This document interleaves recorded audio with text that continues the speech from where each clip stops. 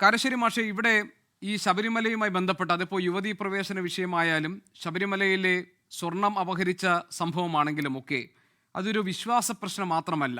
കേരളത്തിൻ്റെ ഒരു ഒരു ഫാബ്രിക് നോക്കിക്കഴിഞ്ഞാൽ ശബരിമല എന്ന് പറയുന്നത് ഒരു മതേതരത്വ സങ്കല്പത്തെ ഊട്ടിയുറപ്പിക്കുന്ന ഒന്നാണ്.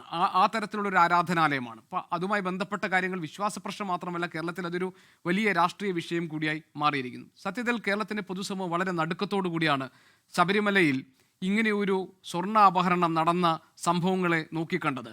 അവിടെ കോടതിയുടെ മേൽനോട്ടത്തിൽ ഒരു അന്വേഷണം നടക്കുമ്പോൾ പൊതുവിൽ എല്ലാവരും തന്നെ ധരിക്കുന്നത് അത് വളരെ നീതിപൂർവ്വം മുന്നോട്ട് പോകുന്നു, യഥാർത്ഥ പ്രതികൾ അറസ്റ്റ് ചെയ്യപ്പെടുന്നു എന്നൊക്കെയാണ്. ഇപ്പോൾ പാർട്ടിയുടെ തന്നെ ഉന്നതരായിട്ടുള്ള വ്യക്തികളൊക്കെ ജയിലിൽ കിടക്കേണ്ടി വരുന്ന സാഹചര്യം വന്നപ്പോൾ ഇനി സംശയിക്കാനില്ല, യഥാർത്ഥ പ്രതികളിലേക്ക് ഈ അന്വേഷണം എത്തിക്കൊണ്ടിരിക്കുന്നു എന്നാണ് നമ്മളൊക്കെ കരുതുന്നത്. അവിടെയാണ് തന്ത്രി അറസ്റ്റ് ചെയ്യപ്പെടുന്നു, തന്ത്രിയെ ജാമ്യത്തിൽ വിടുമ്പോൾ കോടതി ചില നിരീക്ഷണങ്ങൾ നടത്തുന്നതും. മാത്രമല്ല, ഇപ്പോഴും ഈ മോഷ്ടിച്ച സ്വർണം എവിടെ പോയി, എന്ത് ചെയ്തു, ആരാണ് ഇതിലെ യഥാർത്ഥ പ്രതികൾ എന്ന കാര്യങ്ങളിൽ അവ്യക്തത തുടരുന്നതും ഒരു കുറ്റപത്രം ഇതുവരെ സമർപ്പിക്കാതിരിക്കുന്ന സാഹചര്യം ഉണ്ടായിരിക്കുന്നതും. ഇതെല്ലാം രാഷ്ട്രീയ പ്രേരിതമായി നടക്കുന്ന എക്സർസൈസുകളാണ് എന്ന ആക്ഷേപങ്ങൾ ഇപ്പോൾ നിറയുകയാണ്. ഒരു സാമൂഹിക നിരീക്ഷകൻ എന്ന നിലയിൽ കാരശ്ശേരി മാഷ് എങ്ങനെയാണ് ഈ സംഭവങ്ങളെ കാണുന്നത്? ഇപ്പോൾ ഏറ്റവും ഒടുവിൽ തന്ത്രി പുറത്തിറങ്ങിയ സാഹചര്യം ഉൾപ്പെടെ.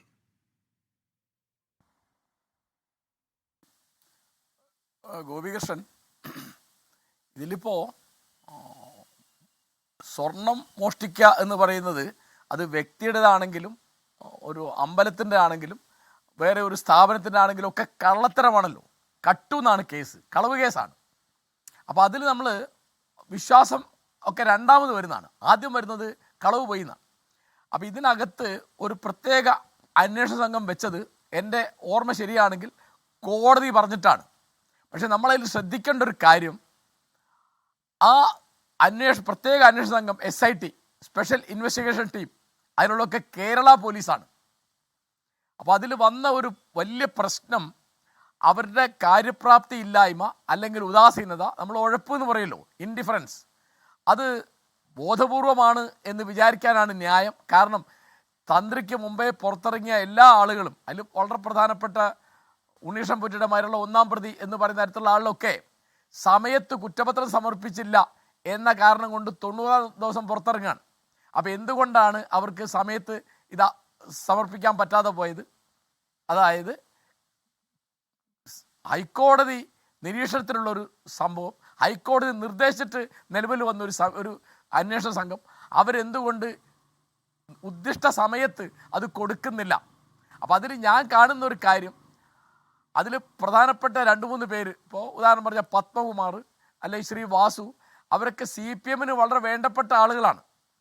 അവരെ അന്വേഷണ വിധേയമായെങ്കിലും സസ്പെൻഡ് ചെയ്യാത്ത തരത്തിൽ CPM അവരെ സംരക്ഷിക്കുന്നു അല്ലെങ്കിൽ അവരെ ചേർത്ത് പിടിക്കുന്നു എന്ന് പറഞ്ഞ അർത്ഥം ഇന്നല്ലെങ്കിൽ നാളെ അവർ ഈ കേസിൽ നിന്ന് ഊരിപ്പോരും, അവരെ കോടതി കുറ്റക്കാരായിട്ട് വിധിക്കുകയില്ല എന്ന് അവർക്കൊരു ധാരണ ഉള്ളതുകൊണ്ടാണെന്നാണ് സാമാന്യമായിട്ട് നമുക്ക് മനസ്സിലാക്കാൻ പറ്റുന്നത്.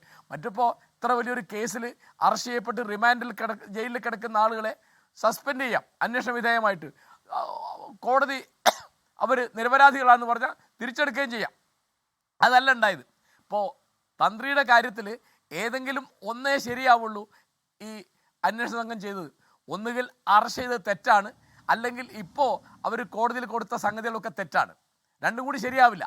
കാരണം ന്യായമായ തെളിവില്ലാതെയാണ് അറസ്റ്റ് ചെയ്തത്. ആരെയും അറസ്റ്റ് ചെയ്യാൻ പാടില്ല, തന്ത്രിയെ പ്രത്യേകിച്ച് പാടില്ല. കാരണം ഇത്രയും പ്രധാനപ്പെട്ട ഒരു കേസല്ലേ, ഇത്രയും പ്രധാനപ്പെട്ട സ്ഥാനത്തിരിക്കുന്ന ആളല്ലേ. അപ്പം അത് ശരിയായിരുന്നെങ്കിൽ കോടതിക്ക് ഈ തരത്തിൽ അത് തള്ളിക്കളയാൻ കഴിയുമായിരുന്നില്ല. അപ്പം തെളിവ് ഇല്ലാതെയാണോ അറസ്റ്റ് ചെയ്തത്, അല്ലെങ്കിൽ കൊടുത്തത് എന്തുകൊണ്ടാണ് കൃത്യമായി കോടതിയെ ബോധ്യപ്പെടുന്ന മട്ടിൽ എന്തുകൊണ്ട് തെളിവ് കൊടുത്തില്ല?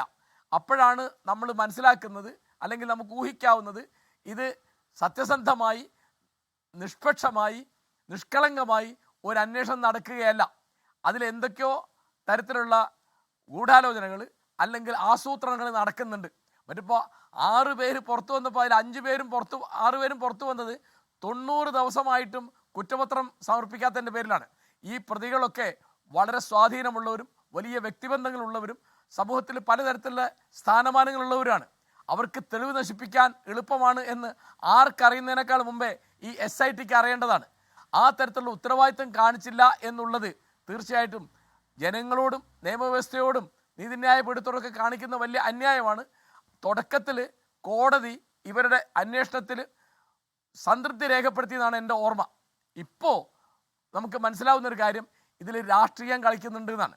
അത് തീർച്ചയായിട്ടും ഈ കള്ളന്മാരെ ആരോ കട്ടല്ലോ, ആരോ നമുക്ക് അറിഞ്ഞൂടാ, ആരോ കട്ടു, ആ കള്ളന്മാരെ രക്ഷിക്കാനുള്ള പണി നടക്കുന്നുണ്ട് എന്ന് വിചാരിക്കാനാണ് ന്യായം.